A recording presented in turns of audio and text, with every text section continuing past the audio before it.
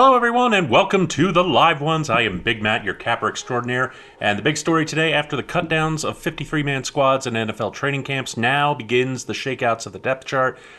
Really, as long as no one suffered an injury that necessitates a next man up situation, the only thing this winds up affecting for first-team players is who starts at quarterback.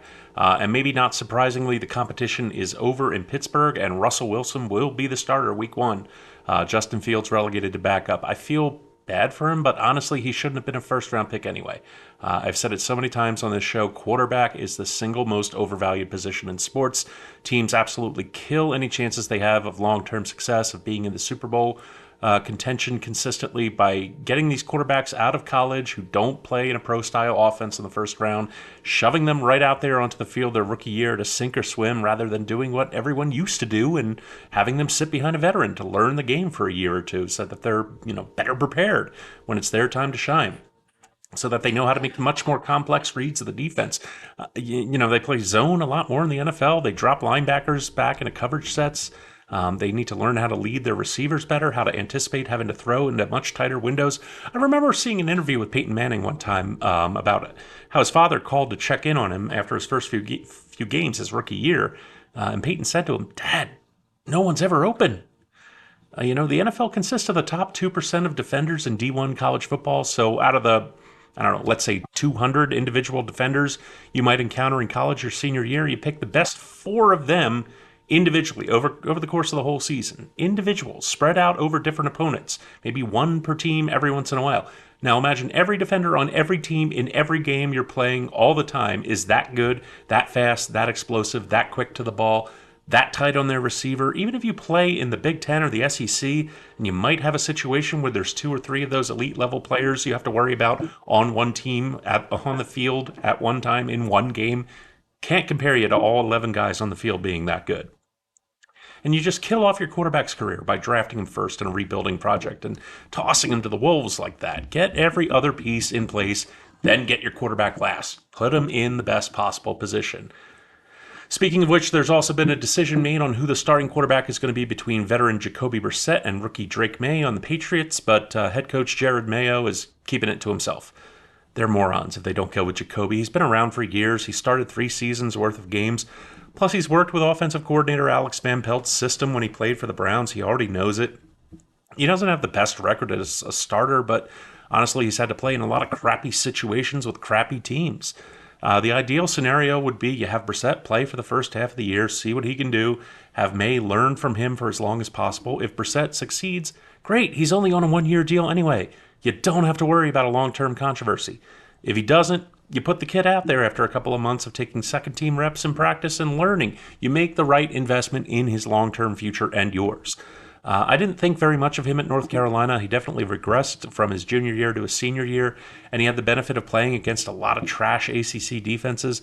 The best thing is for him to sit. It's just one more sleep until 5 straight days of Week 1 college football begins, but we've got a full slate of baseball to go over tonight.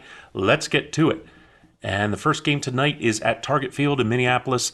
The Braves seem to have found the magic elixir for combating their injury woes, and it's their starting pitching. In their last 15 games, the Braves' 5 starters have thrown for a combined 2.32 ERA. And man, have they needed it, because their offense has been scoring an average of less than 4 runs that whole stretch.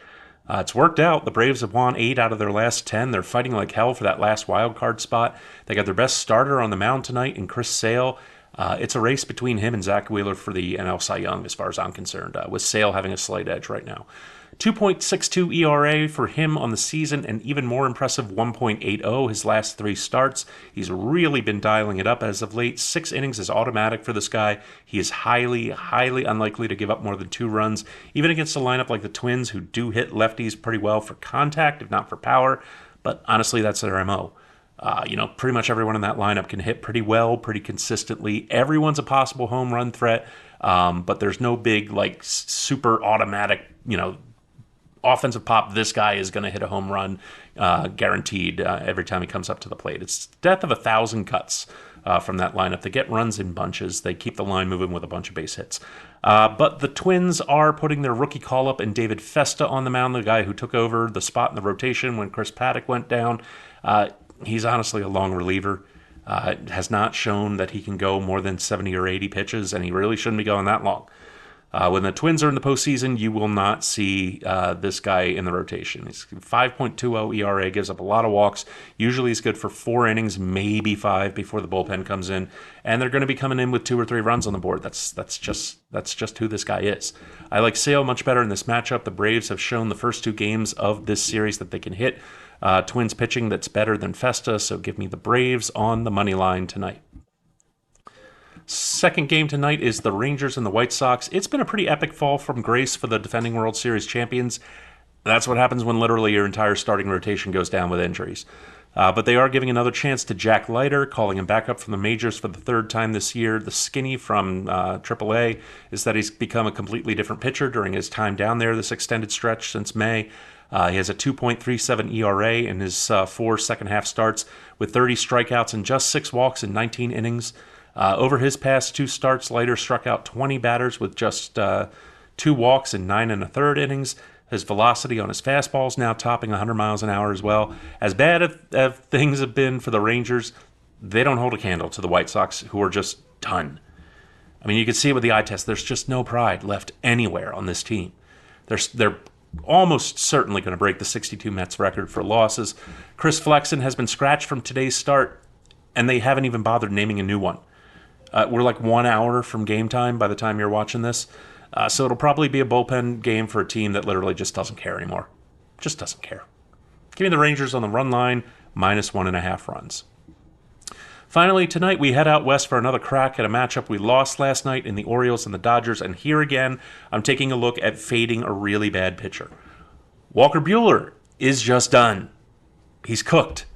I don't know whether he was rushed back from his Tommy John too early or if the surgery just didn't really work out in this case. It can happen, but his arm is dead.